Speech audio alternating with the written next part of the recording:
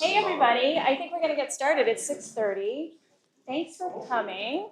I'm Leanne Paulsen. I'm the Arts Engagement Director here at the Phipps. And welcome to our panel discussion with some of the artists on stage from the Human Times Machine exhibition. If you haven't had a chance to check it out yet, the galleries are open until 9:30, so please head up there after the discussion and take a look. So also welcome to, there's some artists in the audience who are also in the show, and also a special welcome to donors who are in the audience. It's your support that makes events like this happen, so thank you for that. So our format's going to be about an hour of conversation with our artists and our moderator, and then about a half an hour for questions and answers. I'd ask that people be concise. You know, we don't have a whole lot of time, so we want to pack it in. So I think that was it. And I'd like to introduce Nicole Watson, who is the curator and director of the Catherine G. Murphy Gallery at St. Kate's University in St. Paul. And she'll be leading us today. Thanks, Leanne. Thanks for coming tonight. Oh, thank you. This is such a lovely space to be in, so thanks for having me. It's really a pleasure to be here tonight. So I thought maybe we could just begin. I'm just going to dive right in, if that's okay, because maybe you should all know about me is that I really don't know much about using artificial intelligence or AI, and I've never used it in my art. Coming from an academic place, it's not exactly encouraged all the time. So I'm learning really right alongside most of you. I'm assuming a lot of you. So a lot of this just reflects my questions really reflect those curiosities that I have as I'm learning about this. So I thought maybe we could just start by having each of our panelists introduce themselves and maybe talk a little bit about their work. We're gonna show some of their work examples on this screen so you can get a sense of what they're talking about, but really nothing replaces seeing their incredible work in the gallery space. So make sure you take a look at it in person. So I'm gonna go ahead and pass it off to you, Staci. Do you wanna introduce yourself and talk a little bit about how you use AI in your work? Thank you. I'm Staci Ludwig. I work for UC Berkeley, where I also am on a panel for AI. In my artwork, I use artificial intelligence as just kind of a tool set. It helps me with my workflow. So I can sketch something, get a rough idea, process it through AI, and go back and forth between that and Photoshop. But as a programmer and a UX person, user experience, I like the interactivity that I can provide. So for example, the upstairs, if you do a I love you symbol, it will change the optics of what's being projected on the image. I've also done things where you can use gestures in your hands to be like a paintbrush, so you can interact with the art. So I'm very much into that interaction and how we can take that dialogue with art that next step. Staci, yeah, go ahead, Matt. Hi, I'm Matt Ollig, and that's me. My work is really inspired by the pop artists of the 1950s and 60s, specifically Richard Hamilton and James Rosenquist. And so when I came across AI Slop on Facebook 3 years ago, I had like that emotional, is that not playing?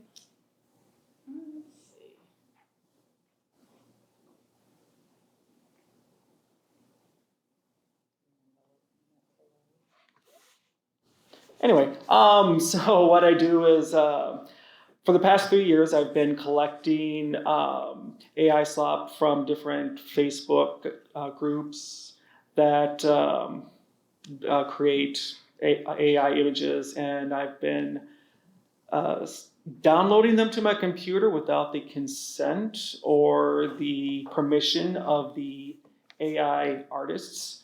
And using that as my source images, I create a digital collage.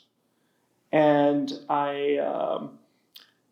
using that collage, I then paint it in oil on traditionally prepared canvases. And the work is about taking the AI slop and reintegrating it into a human form. And yeah, that's pretty much a Matt, what did you AI? What did you say? AI slop. What is that? What is that? Does anyone else want to know? I would like to know. Okay, AI slop. So like the quick version. Okay. Quick notes. So you're on Facebook and you see like a veteran holding a puppy like in a sign and says, "It's my birthday and nobody loves me," and like that's the AI slop. It's like low effort. Just they put in their prompt and it poops out an image. It's bad. And Richard Hamilton, he also hated the proliferation of mass-produced images, and so he invented pop art as a response to that. He just created using what he hated, and so I'm creating my paintings using the AI slop that I also hate, but by recreating it, fixing all of the AI nonsense. Especially the early ones where, dear God, the faces look like homunculus. But yeah, that's my process. I'm an old Luddite and I'm fighting against AI. Thanks, Matt. I'm Kurt Paulsen. I've been teaching for a long time. Actually, I'm an academic, so I teach motion graphics and film production and photography and experimental film. Kind of taught a lot of those things over the years. And in the last few years, I moved to half-time teaching so I could work as an AI consultant. So I've actually been working for Spawning AI, which is a company that is kind of representing artist rights, artist consent. If you ever went to the website Have I Been Trained, it was a place where you could go and upload your own pictures or search for your name to see if any of your stuff was included in these training data sets. So like, have I been trained on? Has my stuff been trained on? And then if you found it, you could be put onto an opt-out list, and then we would work to get you out of those data sets that the companies were using. So right now, on the art side of things, along the process, I've always been a kind of multimodal artist, and the work that I have in the gallery right here is kind of a multi-step process. It is made with a bunch of custom models. So in the AI world, when people are talking about models, those are the specific output engines that create something, but they have to be trained on a lot of data to make that work. So you can train these little micro models on your own work. And so I took my photos and my drawings, my analog stuff, and then trained little micro models on those pieces to generate new work that I then kind of collected together, and I mixed it with some public domain data sets. So kind of like this recipe potpourri mix of all of these different types of respected sources. So it's my own work. I gave consent to use my own work. I use public domain stuff. So it's all clear provenance all the way through. I can actually say that if you look at that, it's AI generated, but it's AI generated only on my stuff and the stuff that I've curated from the public domain. So there is no theft in that sense. And then assembled it all into Photoshop. So that's kind of where I'm going right now. My future work is doing the same thing, where I take my analog work and then train new content based on that, and then mix it together in interesting new ways. So it is definitely not an AI slop where it's click a button, get an output. It is hours and hours and hours and hours of work to get it to a stage that you can then build out manually. So that image was actually assembled manually in Photoshop with probably 130 layers, thousands of generations that you have to sift through and do that process. So it's very time intensive, actually. So AI as a shortcut is very much a misnomer in that sense. And I just want to point out, Kurt, you provided this really nice example of a workflow, right? So Yeah. people could get a sense of like there are so many steps that you're engaging in order to get to your final product, Yeah, it is a very intensive workflow. So each of those little mini models gets trained on, so I have to select the analog work that I begin with, and then each of those becomes its own training style. And then to create a new image, I would take pictures like a picture of my son. So he was the pose, and then I would take the pose of my son, just the information in the pose, and then transpose all those different styles upon that pose. And then I would be able to take that chunk, extract it out, and then bring that into Photoshop as a layer. So it's all of those different pieces, and each figure in there is a different recipe. So if you're baking a cake, you might have, a little bit more sugar in this. A scone is not as sweet, so you use a little less sugar in that. And same idea with the different models going through to get the exact result you want. And it's tons of trial and error. Again, lots of time.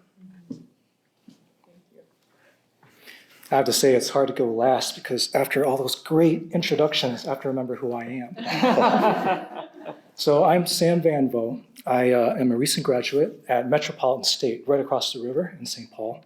I have been a professional working artist for a little over 10 years, but most people know me as an illustrator. But I've always engaged with technology. I would say maybe only in the last 2-3 years was I really getting excited about engaging with AI in the process of my artwork. So traditionally, a lot of my artwork has to do with racial identity, cultural identity, narrative, those kinds of things. That's a lot of what I studied beyond just formal aspects of art making. So I started engaging with technology more and more because I felt that it was kind of confining to make artwork about kind of like historical culture, stuff that's easily consumable, food and traditional dress and those kinds of things that you've seen. And for me, it was a lot more about reclaiming a narrative, one that isn't always spoken from people that look like me. And I actually found a really interesting parallel that I think artists that are really anti-AI art and AI art tools feel they're also losing their narrative of what art's supposed to be and who's making art and who the art's for. And I actually thought, because I'm making artwork about Asian American, it might not be super easy to see my viewpoint or embrace if you don't have my exact same background, and I acknowledge that. But I do think that AI is an exciting tool to open these conversations about what we share and what we're scared of and what we want to have control of in our lives. So in my piece, I engaged with AI tools in 2 specific ways. One is you could call it AI slop, and I kind of don't mind that because Not my term. well, you see, I used some childhood photographs of historical happenings, the Vietnam War, for example, horrific photographs. And I used AI to animate them in the videos. I don't have a ton of childhood video. And I think a lot of people that have like an immigrant story don't tend to have a ton of family photos compared to a lot of people. So I call them home movies, kind of ironically with a little bit of dark humor because not all photographs are necessarily super happy. But I argue, is it better to have a narrative, whether it's real or not, that I make for myself or one that's given to me, whether it's through the media or something along those lines?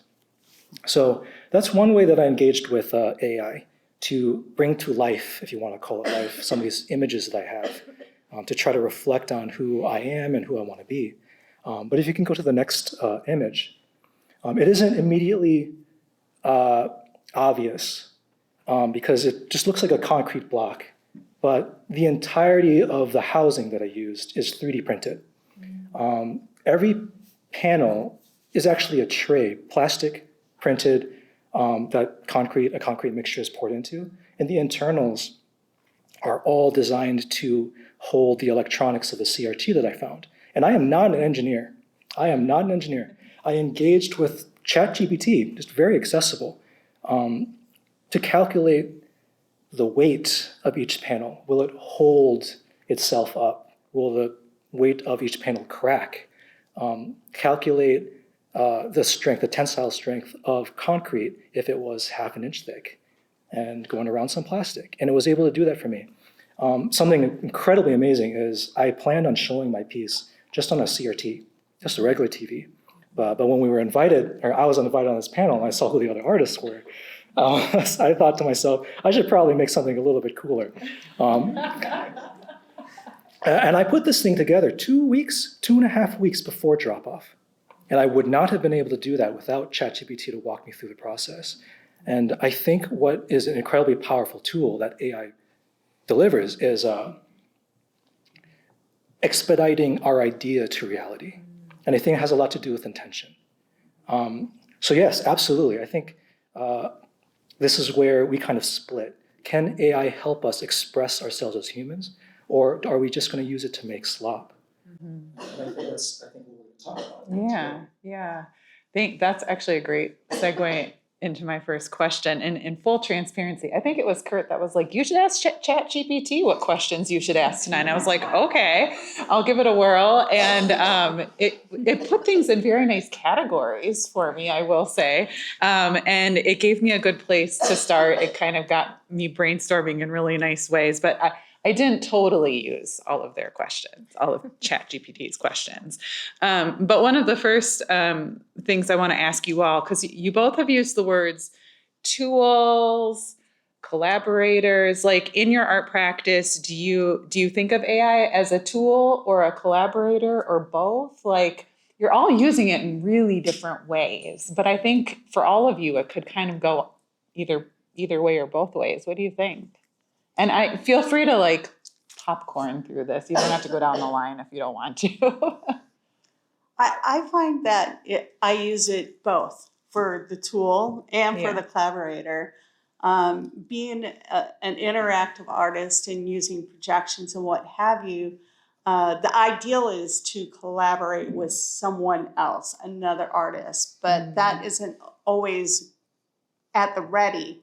So then I turn to AI as a collaborator, but then I'm using it as a tool to get that first start in brainstorming and then paint and then program the gestures in. So it's both for me. I kind of see AI in my process as like stealing from the enemy. And every time I'm on my phone and I'm just like scrolling through the different pages, I'm like, oh, that's pretty cool. Click save. And so I've amassed over 40,000 images going back 3 years.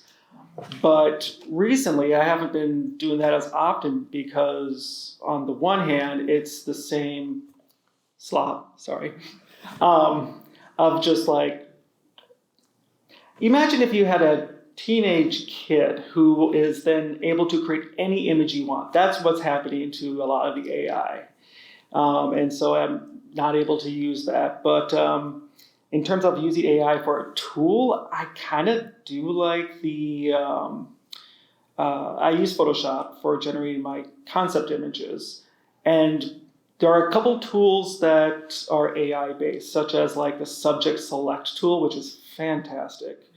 And also, I use a little bit of generative fill to like remove an element or like the remove tool, which now uses generative AI. I mean, in that case, it's very much being used as a tool because the user has a lot more intent in what it's actually doing.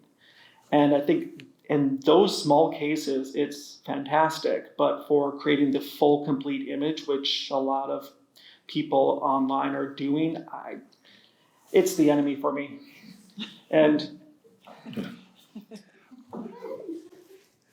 I don't know if you could put it into tool or collaborator. I don't know what you call it. I'm very much into surrealism and the surrealists. And if you go back in Wikipedia sometime, all the different surrealist methods that they would use, they were trying to achieve some kind of synergy with the subconscious. So anything that would remove some conscious control from the process. Classic example is the exquisite corpse, where you draw a portion of an image and then you fold it over and then hand it to the next person. They don't know what you drew and then they keep drawing on the image.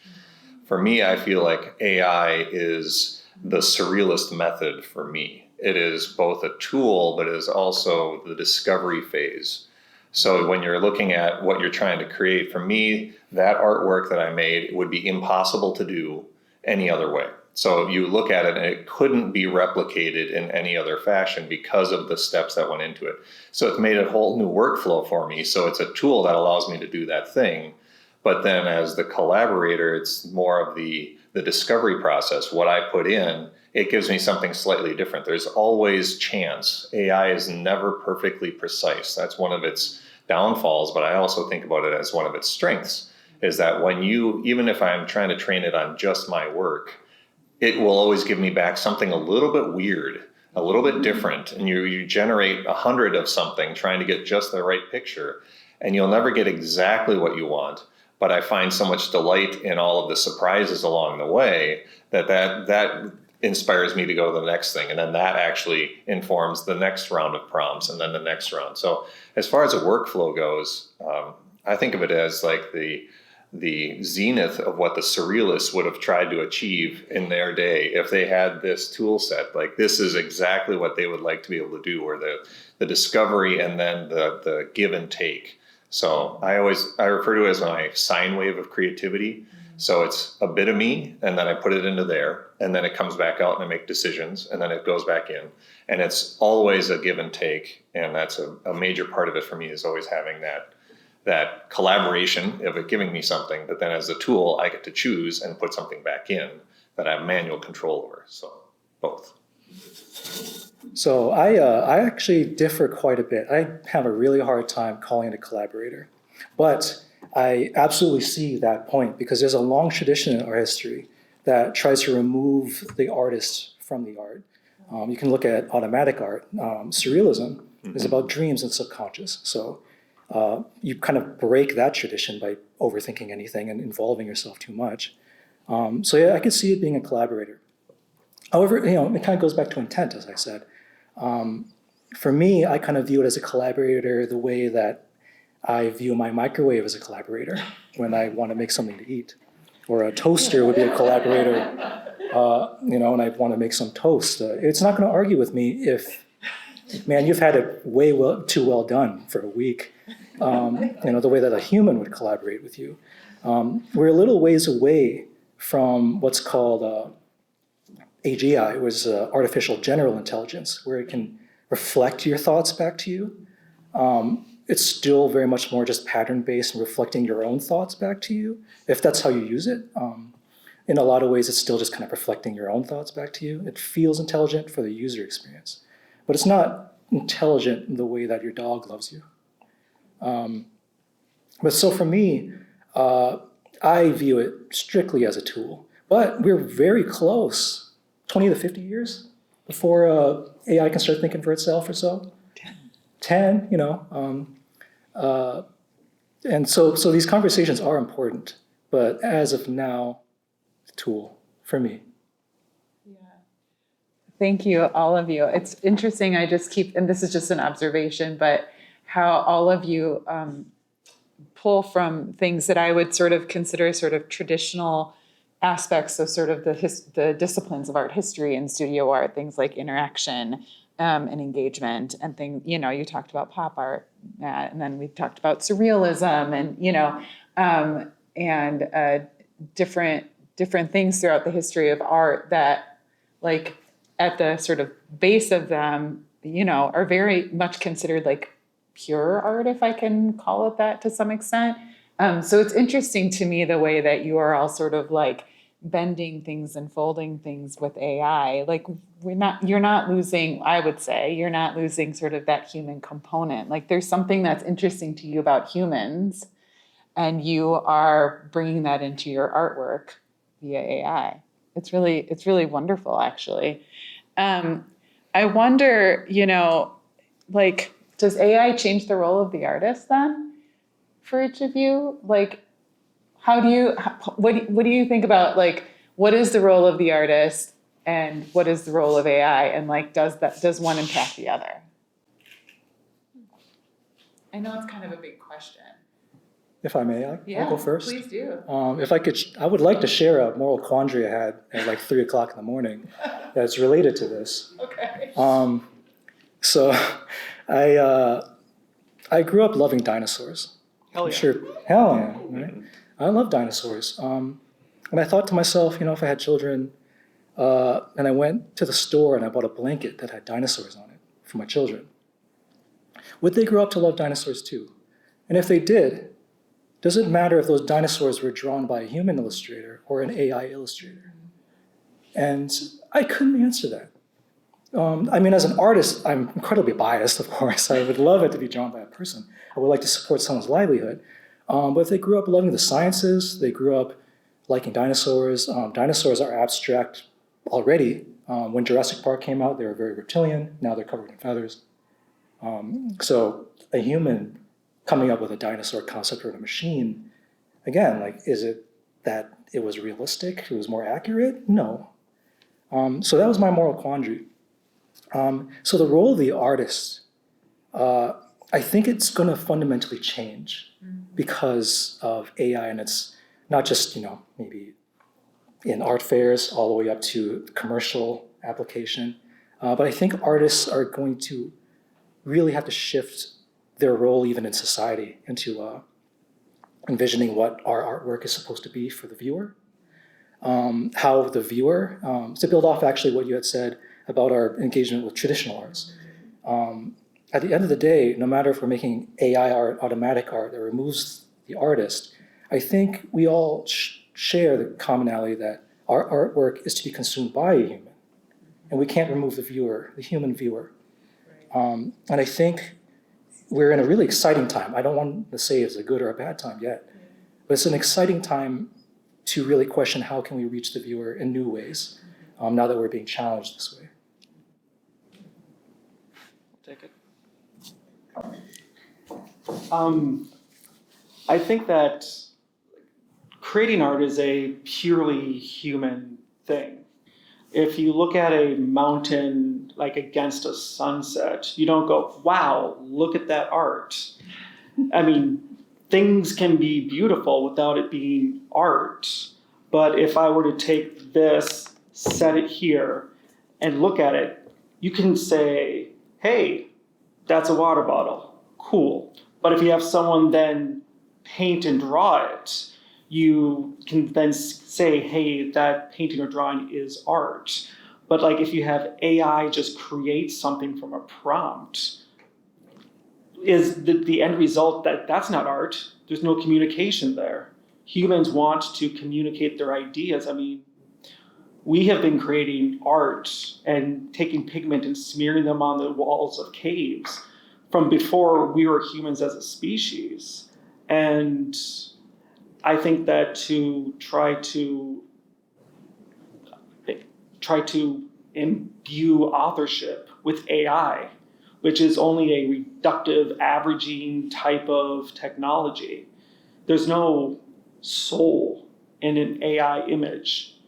But if you have a human interact with it and imprint themselves into the process of making an artwork, like going from like surrealism or to abstract expressionism, like the humanness and the need to connect with another human, that's what makes it art. It's not just a pretty thing. It's the connection between you and the person that created that thing.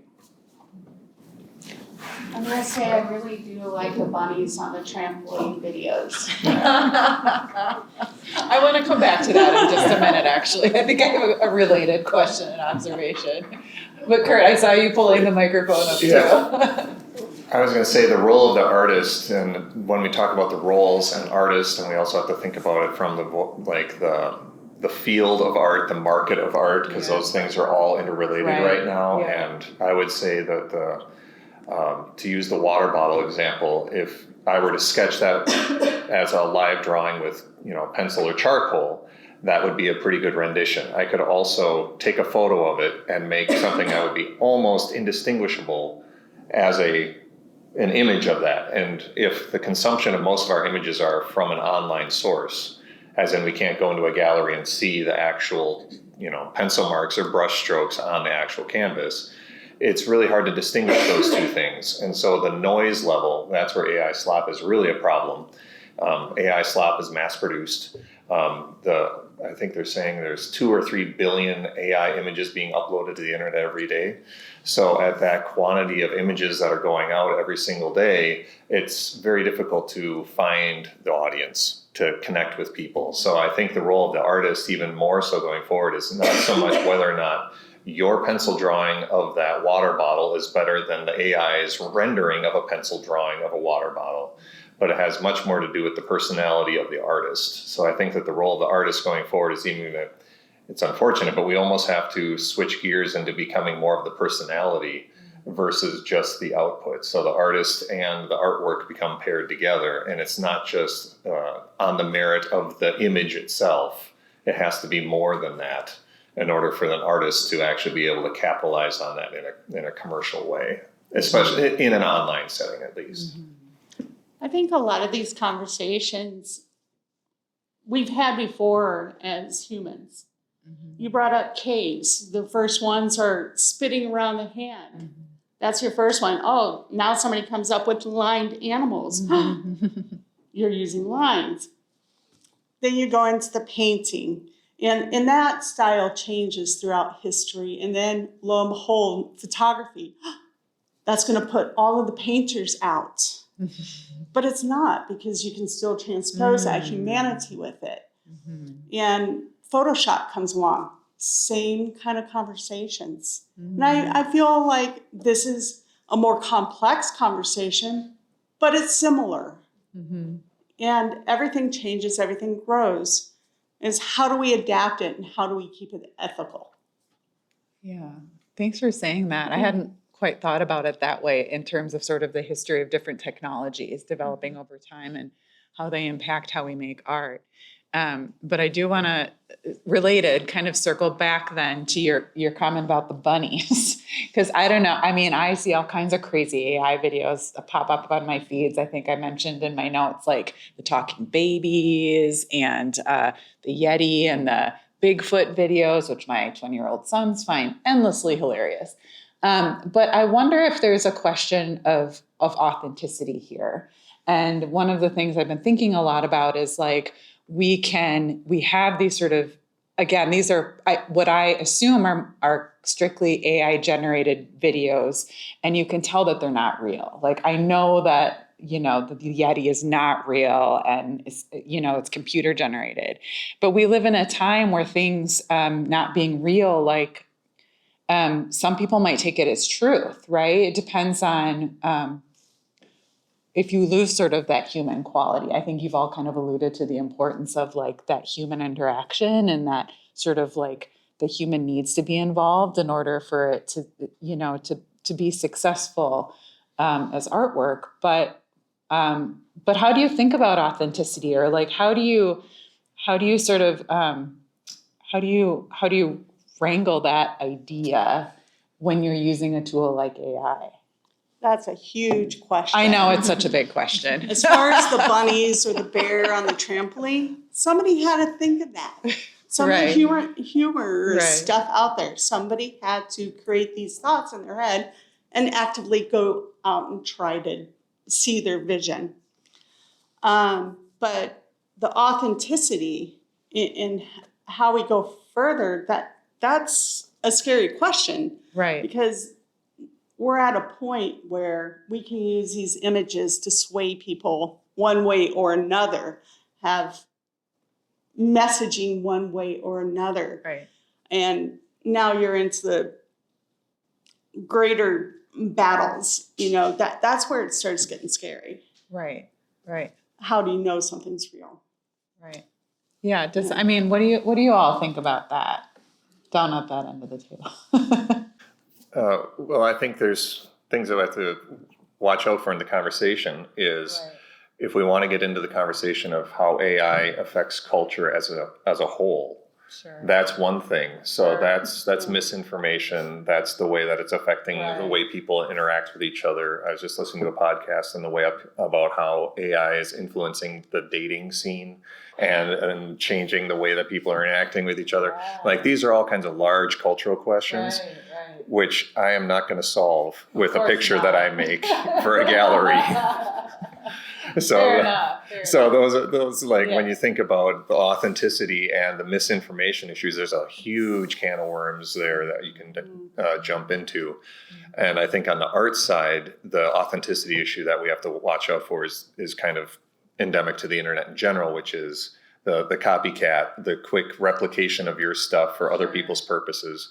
Those Yeti videos, someone came up with a really good version of it, and then it has been cloned, and if not just simply reposted as their own work, which is just an internet thing more than it is an AI thing. So the slop and the way that people are trying to use it to gain views and money, and that's a whole other kind of cultural issue that we're dealing with that AI is just fueling. But as far as the work from me, I feel like my work is very authentic to me because I would challenge anybody to be able to replicate it, considering they don't have my data sets of my images to do those processes, right? So like I feel very strongly like I can own that thing. This isn't a click of a button online. It is very unique to me. It's very personal to me, and it'd be hard even for me to replicate it in a certain way. Yeah, it sounds like you're creating like a very definitive border kind of between what you're doing and things that we might see on our social media feed, yes, right? 100%. Yeah. I mean, so it is a can of worms, and I'm going to open it. And you can stop me if you need to, if this derails. Go ahead and open it. But this is actually something quite important to me, and it isn't completely reliant on AI. AI is still, to me, a tool. And if there's misinformation out there, it's because someone used it quite intently to make misinformation out there. I think what's the real challenge here is that I mentioned just a moment ago that I'm excited for AI and how it can be a catalyst for how we view ourselves and how we relate to each other and how we connect to an audience as artists. But it couldn't have come at a worse time. It really couldn't have come at a worse time. Objective truth, authenticity is kind of thrown out the window depending on the context in a lot of dialogue. And unfortunately, because I'm a cynic and a pessimist, we're going to have a tough time getting through this one. I really do think that. Because I don't think that as a people, as a society, as a country, or even as a species, we've even come to an ethical understanding, a shared understanding of what we want to be using it for. And there's a lot of us on here that want to approach AI ethically, and we're going to do that. But we have very little control over what OpenAI is going to do. So when it comes to authenticity, I mean, I think the best thing that you can do on a small scale is panels like this, communicating with the community and having this open discourse. So we all kind of, at least in some small chapter of Hudson, be on the same page for at least a moment. But it's going to be a challenge. And I don't, as Kurt said, I'm not going to have an answer to this either, because even before AI, we've been trying to find an answer. Yeah. And we didn't, at least in my eyes, get very close. Yeah. And now we're probably facing one of the greatest challenges when it comes to authenticity as we've had in probably most of our lifetimes. Before I hand it over to Matt, I was just going to add to that. I'm terrified of AI. I love it. It's a great tool. I think it's magical at times. But the idea of the next election with where AI is at right now terrifies me. Just, Yeah, definitely. Humans are really bad at authenticity themselves. I mean, people are really bad at being truthful about themselves, especially to other people. And humans are lazy. And I worry that AI is going to allow people to be even more lazy. I mean, you're looking at teachers who are having to figure out, are their students actually using AI to write their papers? And there was a recent study that came out that showed that people who use ChatGPT quite often are actually losing the ability to think Critically? Thank you. I should have used ChatGPT to figure out that word. But it's like we're using AI to experience the world for us as opposed to experiencing it ourselves. I mean, already we see too many people behind their phone just scrolling their waking hours away. I'm guilty of that. And I do worry that with AI taking away the urge to create, we're just going to be creating bespoke content for us to just consume on our own. And if we're just creating content for ourselves, then we're not actually connecting with other people. And it'll become the dark ages of intellectualism. Kind of went off topic. No, but I'm just thinking like, okay, so this is the scary side of AI. When I hear all of you talk, what excites you? Like, what do you think? What's sort of the opposite side of this? Interactivity, for me at least. Say more about that. Yes. So a couple of the interactivity pieces that I do is not only the hand gestures or a certain way that you hold your hand to make an art brush to engage with it, is something called Whisper. And Whisper will listen to a keyword. And you define what that keyword is. And what that does is it allows you to have a dialogue. So think of an art piece that's dynamically interacting with you, listening to you, and responding to you. That to me is really exciting, to bring that kind of interactivity to the experience, for the viewer experience. And it's fun to think of, well, what else can it do? Well, we've already got music reactivity. That's not necessarily AI, but couple that with some gestures or dance motion, being able to interpret somebody dancing and then being able to use a different visual representation of the dancer.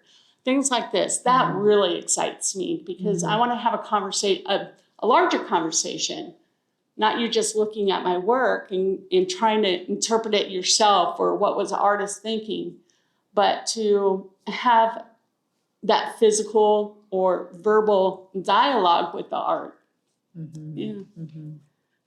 Yeah, I think listening to you talk makes me think of that Mona Lisa piece that's up in the galleries, where I won't ruin it for you if you haven't seen it, but check it out, because it's like equal parts amazing and a little creepy to me, but also, but that engagement, like the way that I'm so aware of being in my body and the space around the piece of art, it's incredible how that one interactive quality can really change that for the viewer. So I can see why that's really exciting for you based on the work that you make. And then the kids love it too. Yeah. Like during the St. Paul Art Crawl, all the kids are in front of my piece, just dancing around for hours, and the parents love it. It's like, oh yeah, go play with the art. Yeah. What about the rest of you? What excites you? I actually have some things I'm excited about, believe it or not.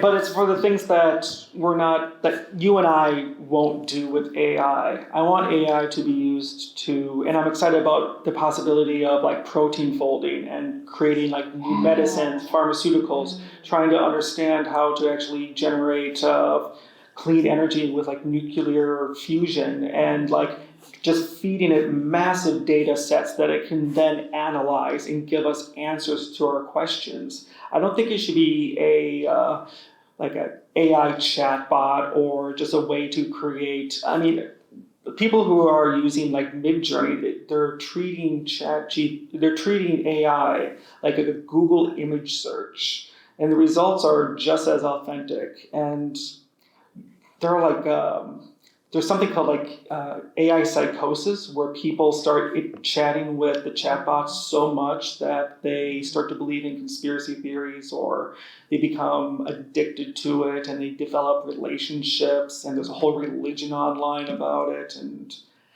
it's that stuff is scary, but AI is a great tool for things that humans can't do. And that's what it should be focused on, not doing things that humans are meant to do. Yeah, I think that AI, we keep throwing a term around, and being in an art gallery talking about an art show, we also, just say for myself, like AI is a huge field, and what we're actually doing with it, the use of resources going to the art version of AI is minuscule compared to all the other scientific and business applications, industrial, military applications. Military is another big one.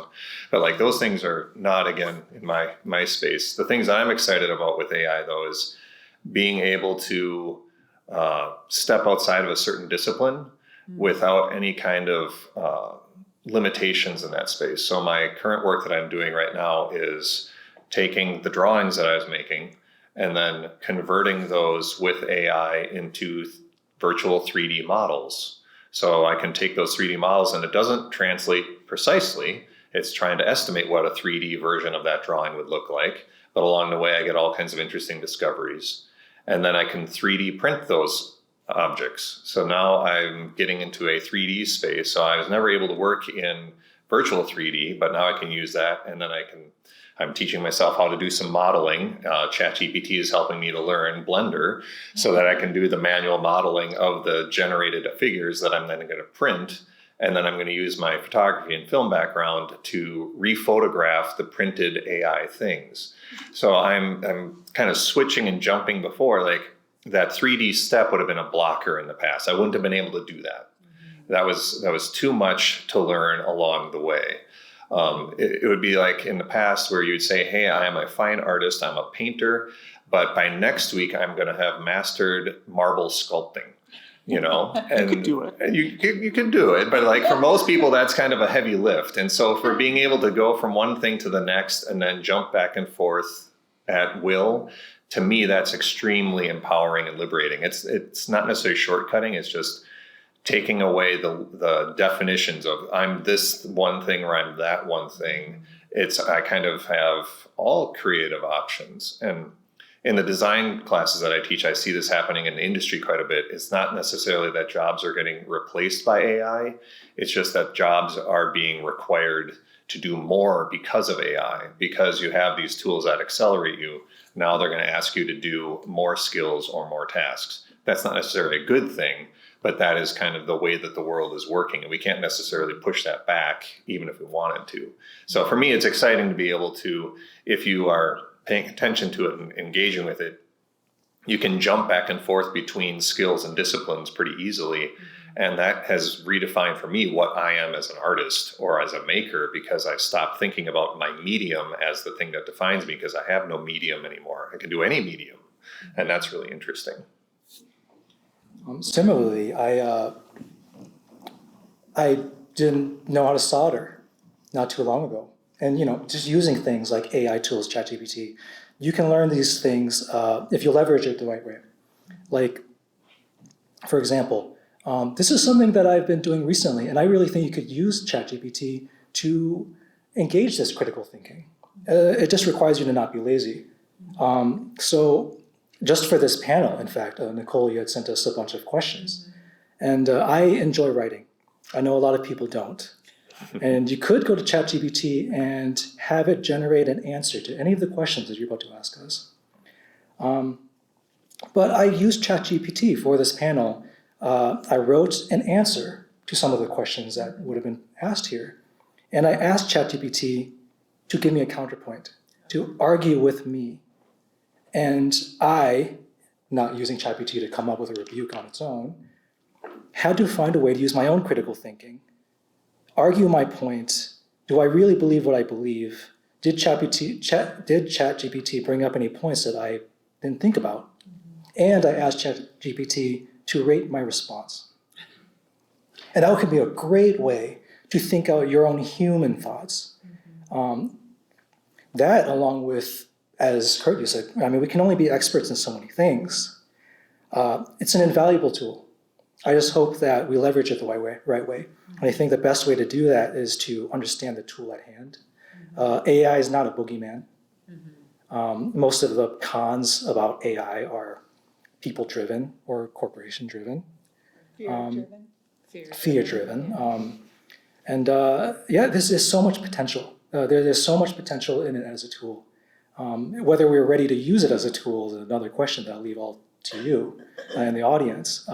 But it is exciting to use it as an educational tool, not an educational crutch. Yeah. Thanks for saying that. I mean, I was thinking as you were talking, Sam, and you as well, Kurt, like what I'm observing in our students is like they don't want to be limited to one discipline. They want to bring in all these different aspects of being a maker. And what's exciting to them is how accessible that is now because of things like ChatGPT and because they can look up on YouTube, how do I, weld these two things together? Or, well, like, what can I do with this? I honestly think that for a lot of young artists, like that's what's exciting, right? Is the possibility of what they haven't thought of yet, but what they feel they can have complete access to because of these tools. So I think that's really interesting, just like to hear you all talk about that and to think about my own experience with students.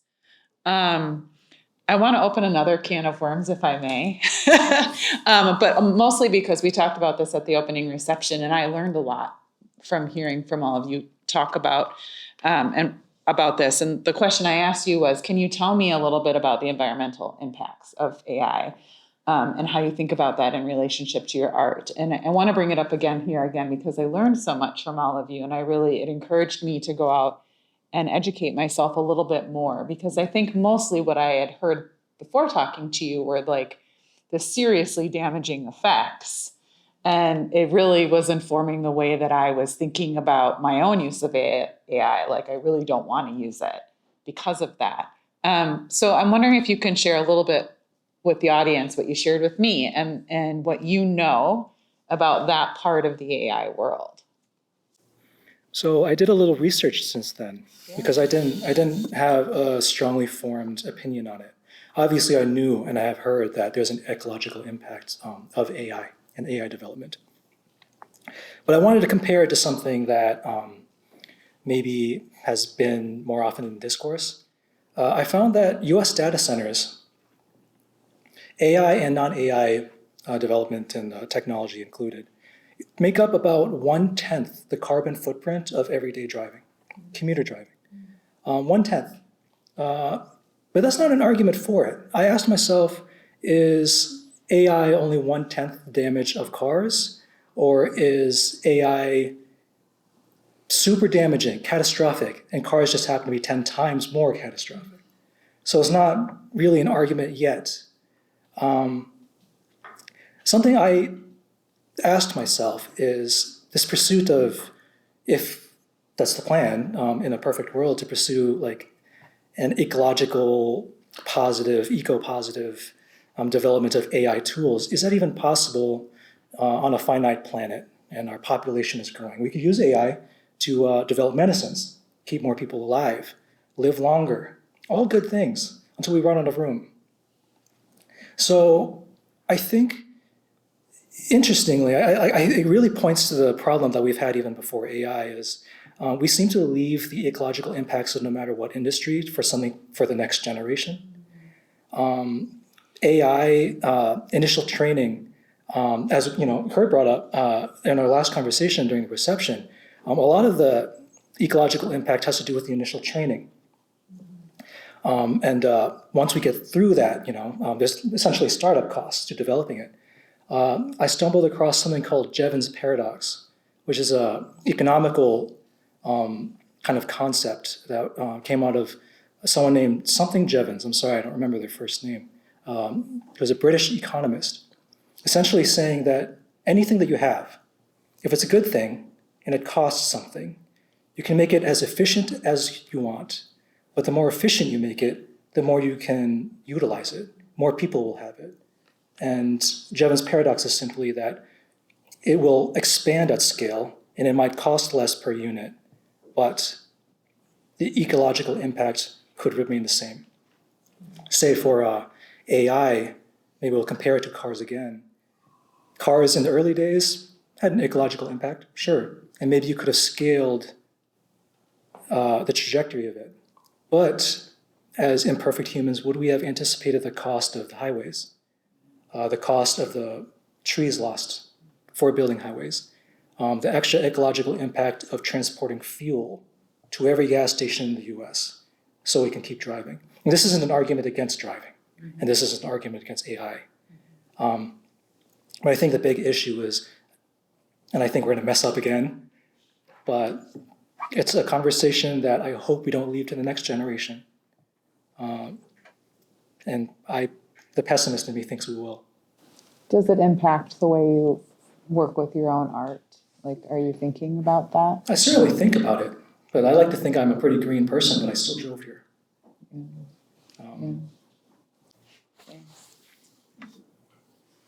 Thank you. It's almost like you knew I was gonna comment on something. I wonder, like right now, AI is the most inefficient it could possibly be. But it's right now that we're building all of these data centers everywhere.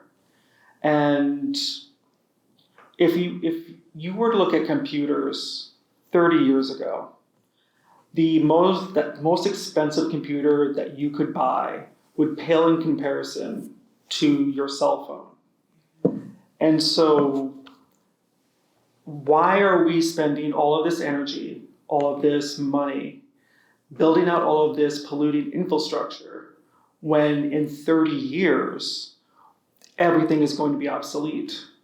If we're going to be using AI, we should be using it to try to make things more efficient, not creating like dancing emojis or bunnies on a trampoline. We should be using this power to actually do something that is good, like try to solve the environmental problems that we have right now. But instead, people are just using it to create anime girls and AI slob. Which, anyway, but it's almost like it's a technology that's been given to a child. They don't know what they're doing with it. We are that child. And I don't know, I keep on hearing how it's more impactful than the invention of the atomic bomb. And if you look back 100 years ago, back when radiation was first discovered, we were putting radium in everything. We were putting it in toothpaste and energy drinks. There was a famous golfer whose jaw fell off because he drank so much radioactive water. And right now, I feel like AI is that brand new thing that needs to be in every single product. I mean, I saw an advertisement for an AI toaster, which don't know why we need an AI toaster. And I just worry that we're so enamored by the novelty of AI that we're not actually utilizing AI in a responsible way or an environmental way. Can I actually build off of that? I don't want to steal the microphone. I was very fortunate that I'm still in contact with a lot of my teachers, and my professor, Eric Anderson, who works very much with AI and public art. I threw this question at him, actually. And he posed something to me. And he's kind of in the same boat, kind of 50-50 with the ecological impact. He said, if you can replace a call center with 300 people in Louisiana with chatbots that are doing customer service, an office building that you're paying to keep at 70 degrees or below in the hot Louisiana weather, you replace that with AI, how much energy are you saving now? How much of a carbon footprint have you saved? Because office buildings take also quite a bit of energy, plumbing, electricity, the AC. And this is, of course, ignoring the huge ethical problem of taking 300 people off the workforce. But could you argue that AI development could actually be green in the long run by taking out some of these offices? So I thought that was a really interesting point. And I actually think that reflects quite a bit on what you had said about we should be using AI for the betterment of humanity. We shouldn't be using whatever resources it does use to make AI slop. I think then we become in another quite big can of worms about those those jobs that are now displaced. I worry that the issue then is the unchecked capitalism of AI. Because the green effect, great, that could be a fantastic way to argue it, but by displacing the people and unemployment, I have to wonder that will we be able to enjoy the things that we want to enjoy without jobs? May I touch on that a little? I heard about the workforce earlier. Kurt, you mentioned it. And now you mentioned jobs. And I know there's a lot of fear around jobs, but there was also a lot of fear about computers coming into the workplace. There was a lot of fear with the typewriter. There was a lot of fear about the printing press. Well, what are we going to do with the scribes? The scribes are all going to be let go. So when one opportunity in the workplace closes, other doors open. So I just wanted to call out and name the fear of the workplace. And maybe it's a good thing, maybe it's a bad thing. I don't think it's going to be so disruptive just based off of the pattern as you go back with the printing press and the scribes and the wheel. You know, somebody probably said, hey, look at that wheel. That's just going to make all of our beasts of burdens obsolete, or the sling obsolete. So to talk about the shutting down of a call center with 300 employees and how using AI would be more efficient, I agree that we could just have them like shut down the building, but have them work from home. Having them work from home will be way more efficient than any AI system, because the most efficient AI machine is fed with salads and tofu. And like, if we were to try to create an AI data center that could replicate the processing power of everyone in this room, you're talking about a data center that would consume God knows how much energy. And like AI, it's not like the wheel. The wheel allowed the beast of burdens to become more efficient. It's like what AI is doing, it's replacing the beasts of burden. It's not reducing their burden. And too much is being just offloaded onto AI. Like, we're offloading like our need to learn new skills. We're offloading our need to have human connections with other people. And that is detrimental to being human. Denying our insurance claims? Yes. Yeah.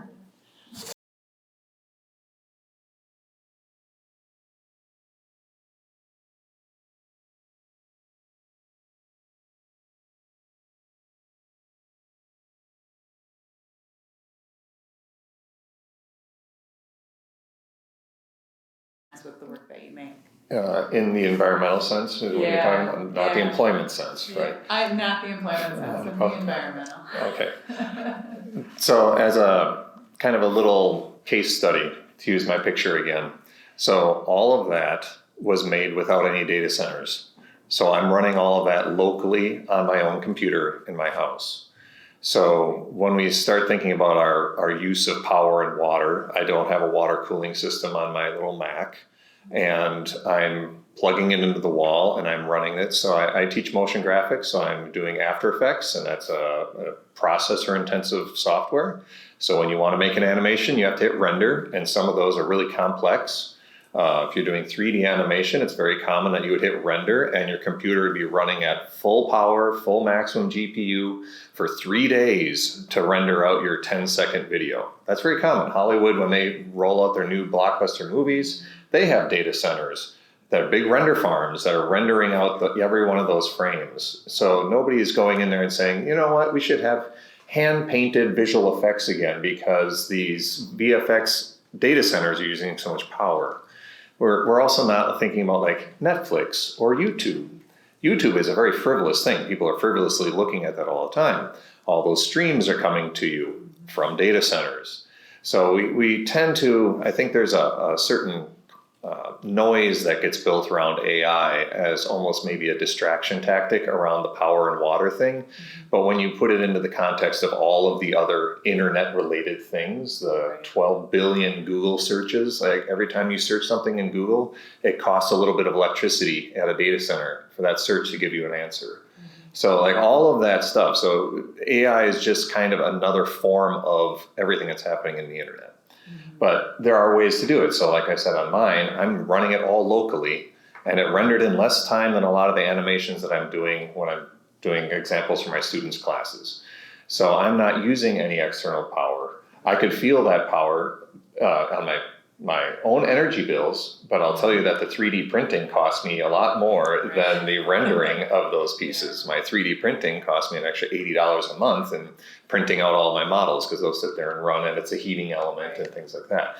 But like each of those steps has a cost to it, and you have to figure out where that cost comes in.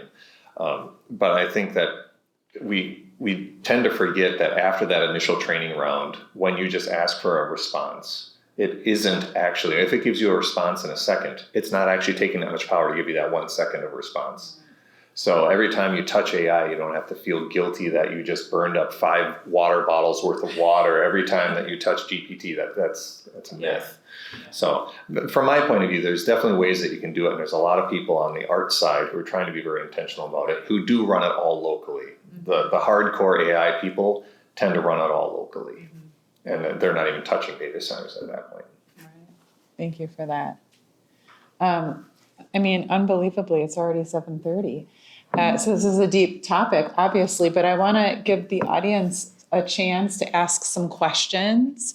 And I know that, or do you still want to run a microphone around, or you? Well, we might be able to do it. Yeah, maybe we can just hear you. Does anyone have any questions for the panelists?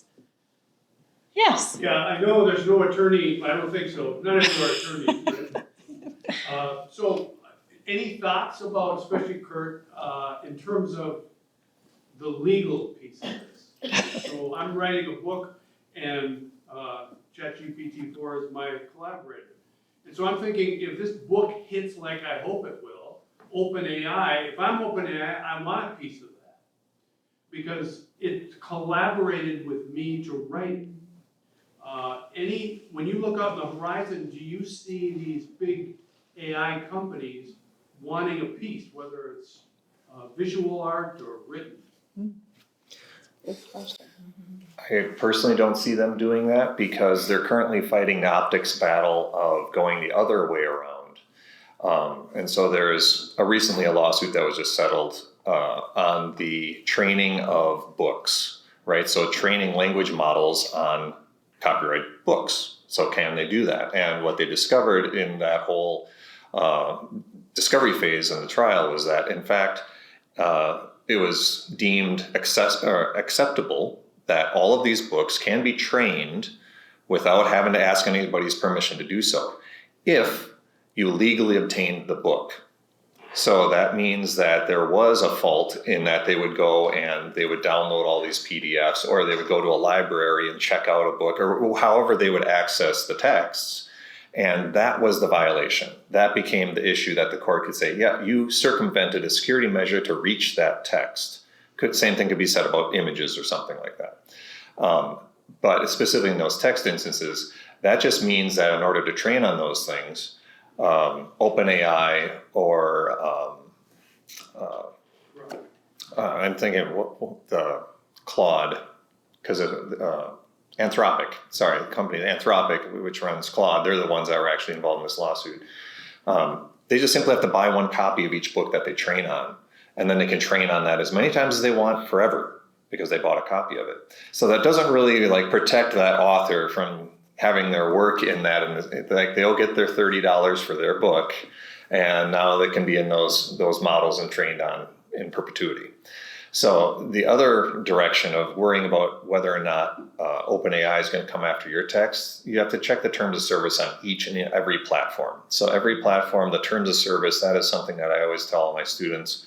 If you're trying to be aware on the IP protection side of things, always pay attention to that. All social media is by default opt-in. You sign up for Instagram, you're giving your content to Meta by default. You everything you put on Facebook is fair game. You don't get to control any of that stuff. You posted it there, they can use it.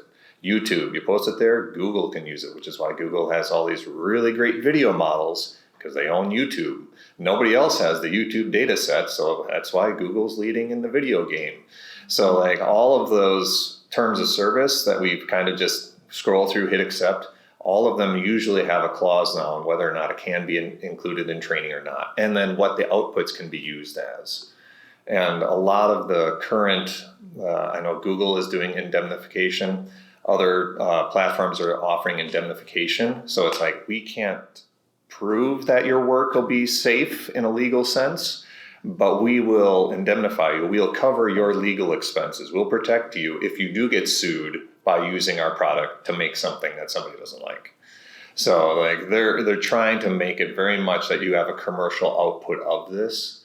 And then there's other companies that are specifically going the ethical route. There's a video company called Moon Valley that's flirting with all of Hollywood because they have a commercial access to all of the video content in their data set. So now they can go to a major studio and say, hey, we don't have to worry about a lawsuit.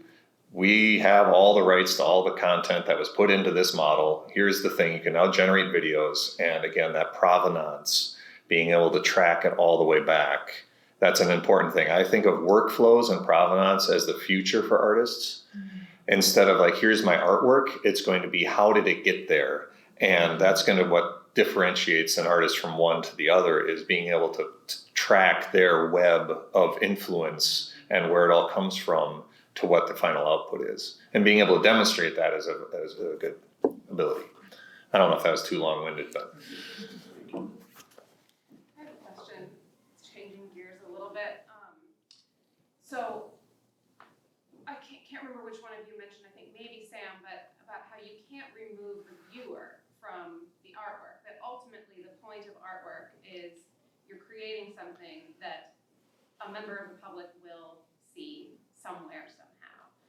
So when you're thinking about like the soullessness of AI or whether it's slop or not, how much does the reaction of the viewer determine the value of the artwork itself? Like if you use an AI image as a reference for an oil painting, which I do regularly,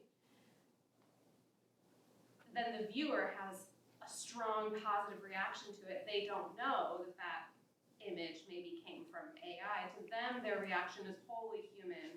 They have their own wholly human response to it. But just respond to that. How do you feel about the authenticity of their reaction versus the authenticity of the image and where it came from? So I'm gonna go back to my analogy about the dinosaur blanket. And I think that was kind of my whole point, the authenticity and the reaction from the viewer. And I think that where the issue here lies is, did the parents or target care that the dinosaur was drawn by a machine? There's actually a lot of literature about this. I forget, there's a whole essay about this when it comes to machines reproducing art. We reference this, the soul of the art, we reference it as the aura. You could go see the Mona Lisa in person versus you see the image of it online, right? Or you see a Rothko, huge painting on the wall, or in a textbook. There's an aura there that's argued. So I think, it's just my perspective, is the issue here is not the AI. I think it's our relationship to art as a culture. I think well before AI, I think artists as intellectuals and philosophers and by the way, this isn't to downplay the important contribution that crafts people contribute. We need to also feel invited into our homes. if you buy artwork at an art fair that's made by a person. I think the way that I would tackle it is very much like these panels, having an arts community locally, and really just putting art and art practice more in the public eye is an important thing. I think what's tough, and now I don't want to go too far into this can of worms, but if there was ever an argument against unchecked capitalism, it's AI. If there was ever an argument for that, and I'm not, again, don't want to go too far into that can of worms. I'm a business owner, small business owner as well. But you see, I think even before AI, we've wanted to measure art and its value based on quarterly return, P&L charts. And there's actually places like the Phipps, and I'm not trying to, blow this place up for all of you and talk it up, but I've been around the block. There are not that many small towns that have such a great facility for dance and gallery. 100%. It's quite special. Yeah. So, I mean, as an artist, I don't think I have an answer, but as a community, we ought to. I think that would be my answer to having true, authentic engagement with people. I'm gonna try to answer your question with another question. You brought up Rothko. Recently, there was a huge scandal in an auction house in, I believe it was New York, where they were selling fake Rothkos. Now, the people that looked at these fakes, they thought it was a Rothko. They had the emotional experience of viewing a Rothko. They paid for what they thought was valued for a Rothko. But the moment that it turned out to be a forgery, instantly, that became worthless. And with AI, is it similar? Where if you look at something and you know it's human, but then you find out it's AI, does that change something about the artwork? And I'm not sure that it is not a simple answer. I'm sorry from me, but it's something to think about because human perception is everything, and the idea of originality, of connection. I mean, a lot of artists, people buy their work because of they are the artist. If I were to do a painting of dots, people probably wouldn't buy that. But if Damien Hirst did a painting of some dogs, man, that could pay off a mortgage. So authenticity and the human element of art is important. And sorry, I'm not answering your question, but it's a big question, and I don't think we're ready to answer that yet. Do you engage with it the same? Do I? So if I use it as reference. okay, but when you go to a gallery or see it online, are you still getting something when you view it? Like AI versus human? I don't know yet. Fair. Do you all tell people that you work with AI or AI tools when you talk about your work? I do. I don't keep it a secret, but Right. it's not really something I lead with. I think maybe to go off of that, like intent is really important.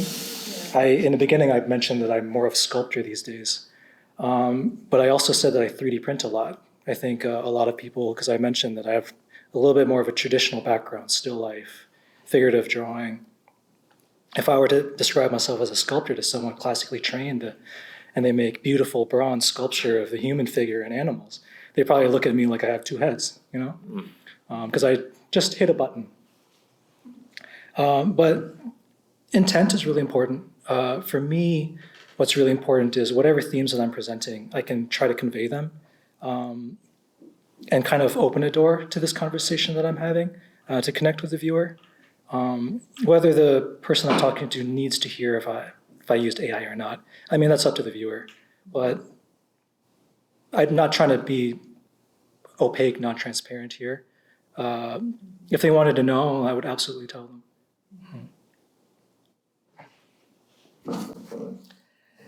Yeah, before AI, I was using vintage photographs of my own, and I would have to say that when I started using AI, just even by just saving images and then recontextualizing them, it's been kind of polarizing. Some people think that I had one friend trying to convince me that I'm an AI artist just for doing right-click save on these images.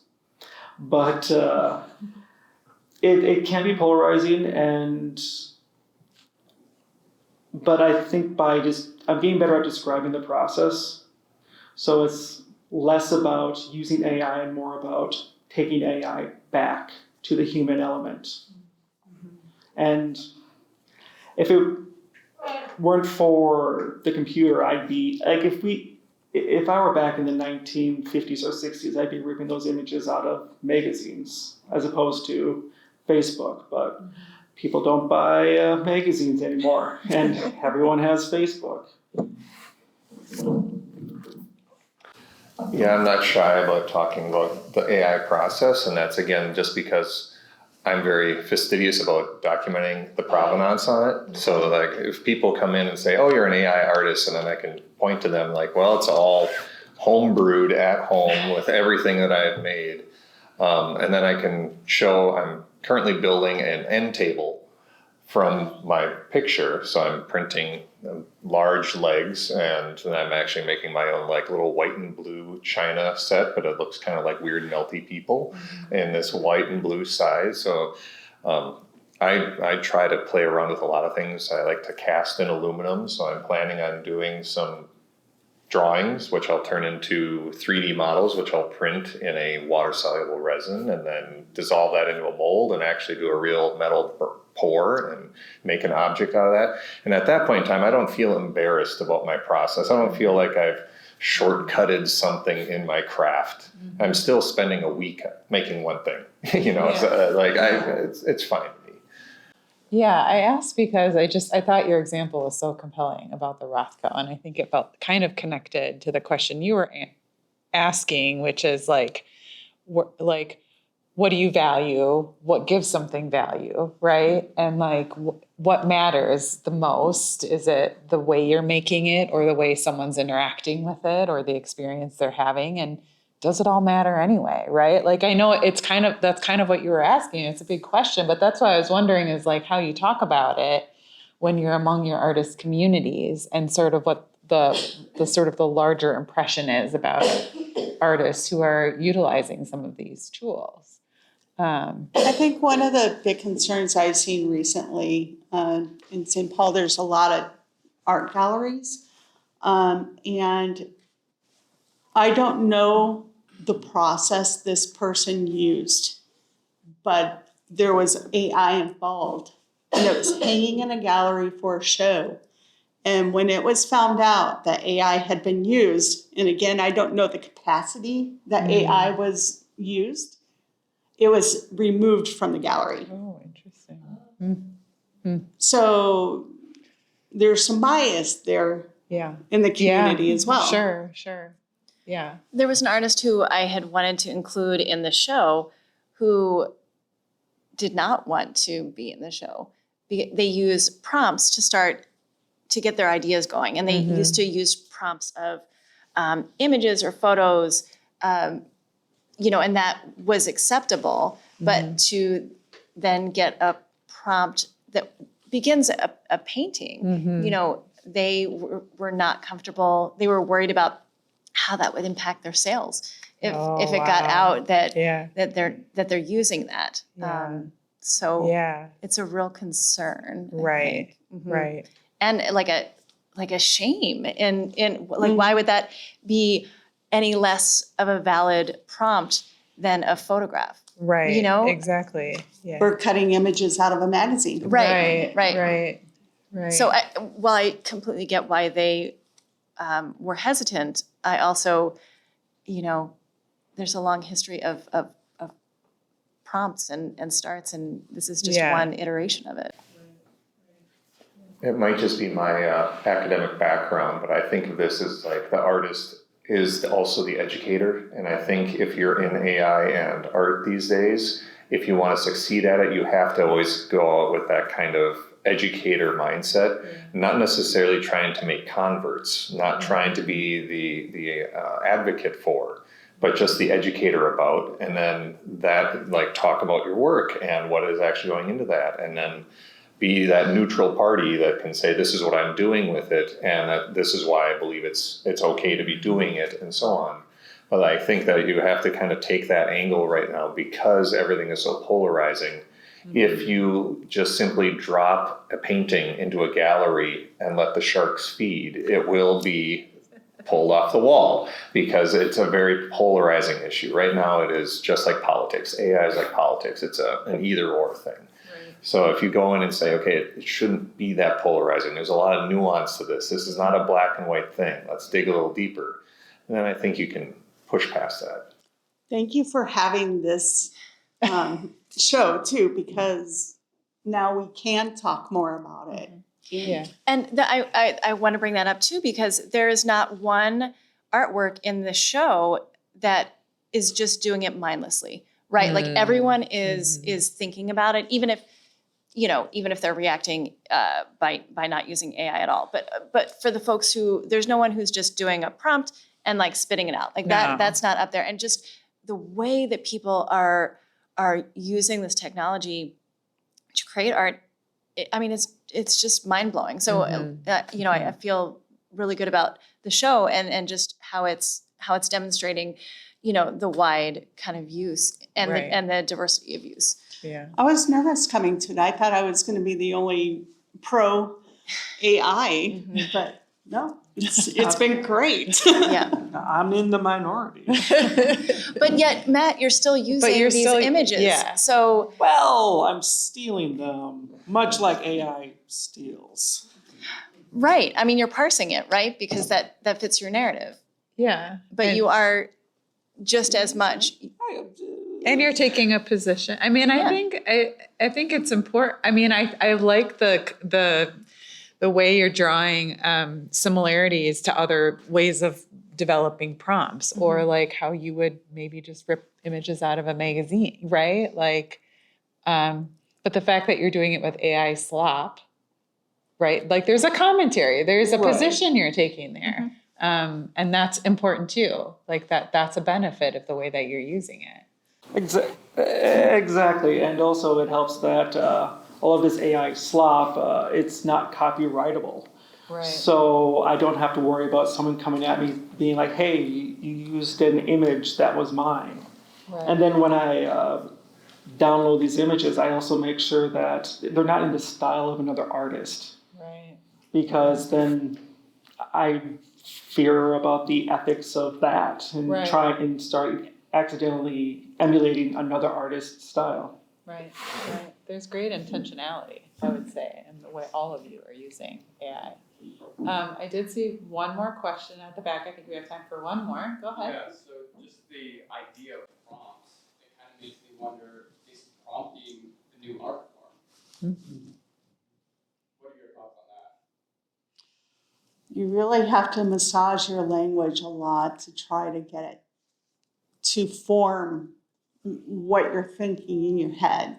So it is kind of an art form just to figure out, because there's priority on where it's placed, punctuation, styling, or if you're developing your own library,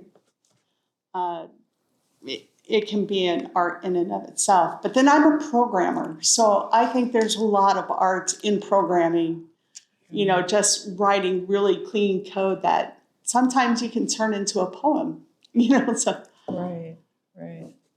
Can you give us an example of like a prompt that you would use? Oh, I don't actually use AI a lot. Okay. I do it for the brainstorming or what have you, but it all depends on what it is I'm after. Okay. So basically, if I'm going to project an image on a set like this, I can take a picture and then I can run it through and say I want to do macabre or something with Halloween. Then I feed that photo in and then start adding it in to prioritize. Is Halloween prioritized? Is pumpkins? Is spooky? Is atmospheric? Cinematic? How do I want to stack that to get the results that I'm looking for? So you're refining it. I'm refining it, refining it, refining it. Okay. And if I get close, I can take it in Photoshop and start making masks around it too, and feed the different elements through to be able to get where I want to go with it. So this question actually reminds me of a question that was on Nicole's notes that we were able to send that we didn't get to about guardrails and kind of limitations, safeguards.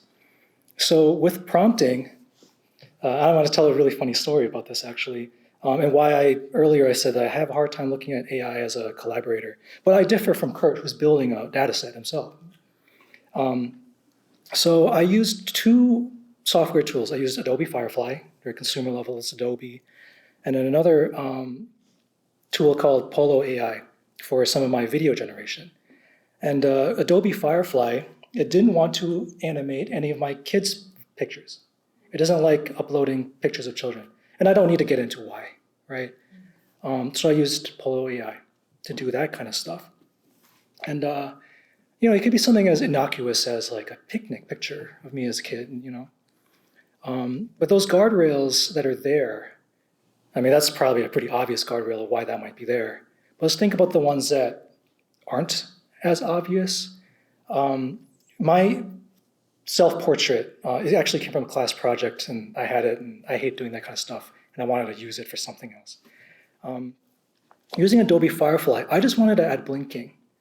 My prompts were like, add subtle blinking, add some breathing, because I thought it was distracting that I was just sitting so still and there's all these videos going. Adobe Firefly itself, being used for commercial things, it really leaned into dynamic action. At 3 o'clock in the morning, I asked it to just add subtle breathing. And in Adobe Firefly, not to get super technical on how to use it, I did change the thumbnail, beginning thumbnail and end thumbnail as my headshot. So it would do some breathing and end back at the still image that I gave it. And 9 times out of 10, not only did my face jerk aggressively to the camera and spike it, it turned me into a white guy.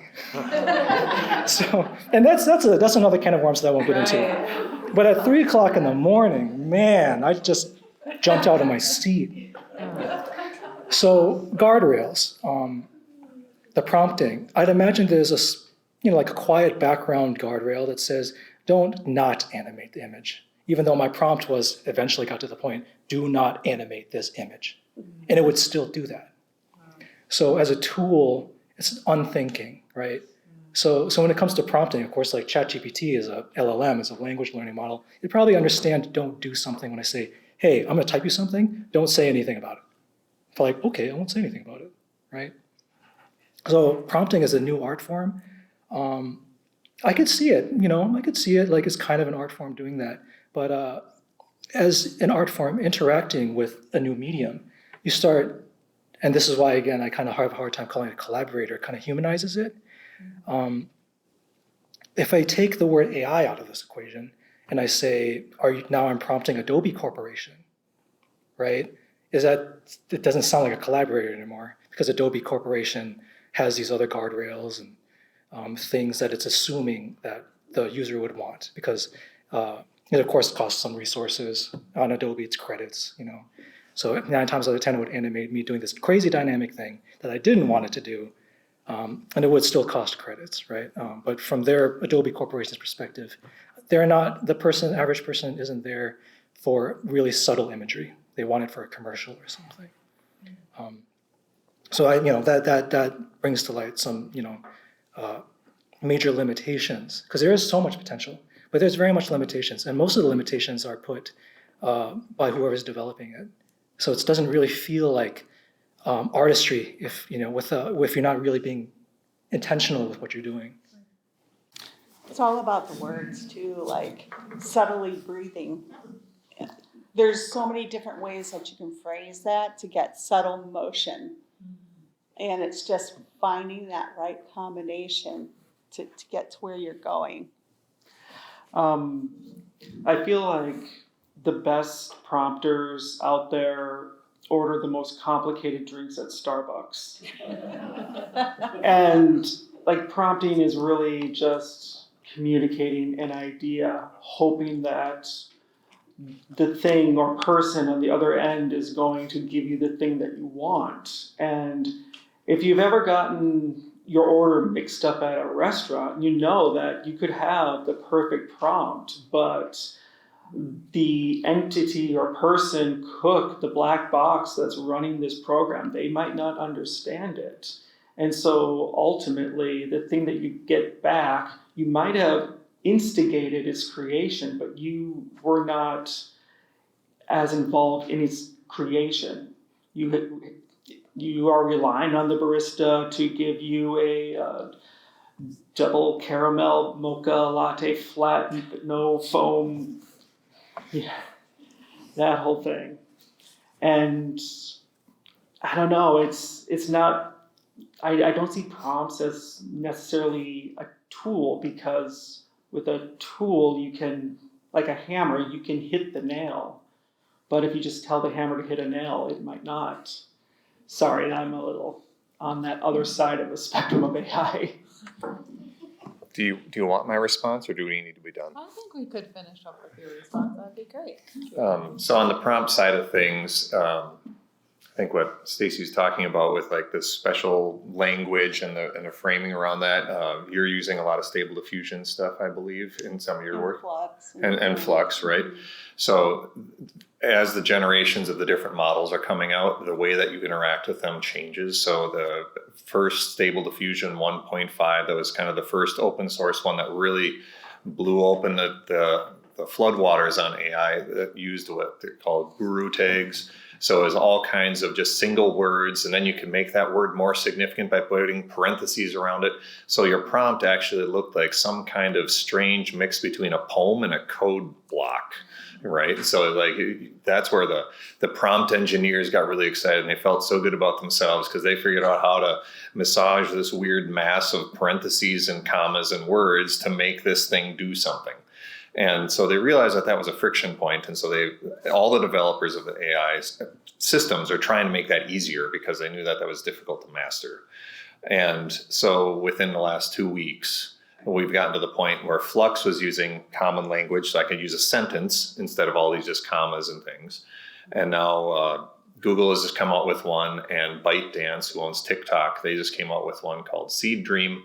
And these are very potent models that use very natural language that understands your intent, just like ChatGPT does, and allows you to upload up to 8 different images as prompts. So when you think about prompt, we often think about it as text.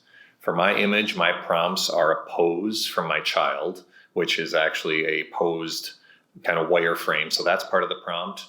I have a picture from a 17th century etching. That's part of the prompt.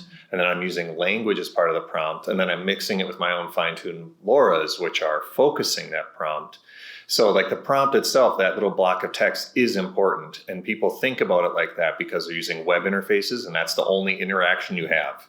I'm going to go and I'm going to put in my little paragraph of text, and I get a picture back.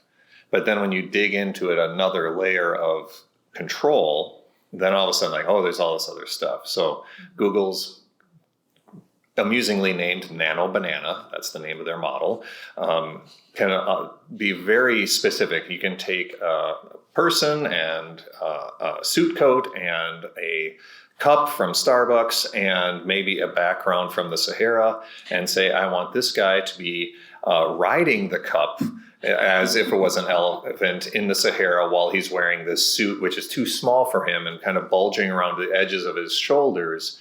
And it will nail it in probably 1 or 2 tries in exactly what you're trying to describe. Seed Dream is the exact same thing. And that's the ByteDance version. So slightly different look, but coming out of the Chinese market does not have the same guardrails. So all the Chinese models don't have to play by the same rules. So when you talk about policy and rules, Google and OpenAI have to behave a certain way because they're based here. But ByteDance and I'm forgetting the other one now, like Seed Dream or DeepSeek is the other one. DeepSeek, it was a big one up here talking about an LLM market. Again, coming from the Chinese market, open source, it has none of the limitations that OpenAI has as far as guardrails and things go. So there's all kinds of stuff that goes into that, getting long-winded and technical here. Point being, as models progress, that magic of the prompt is going to become less and less mysterious. And then it's going to be way more about your ideas. And, you know, concepts are king, just like content is king.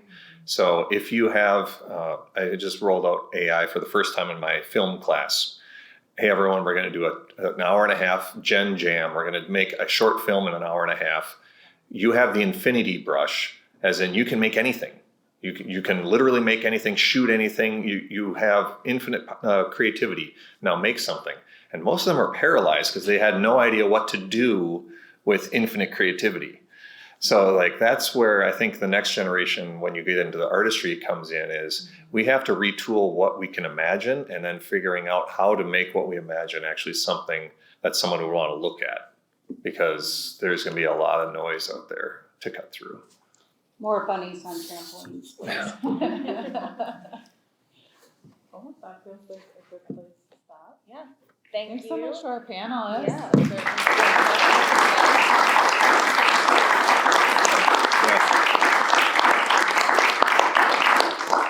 If you haven't checked out the show, please go on up to the second floor.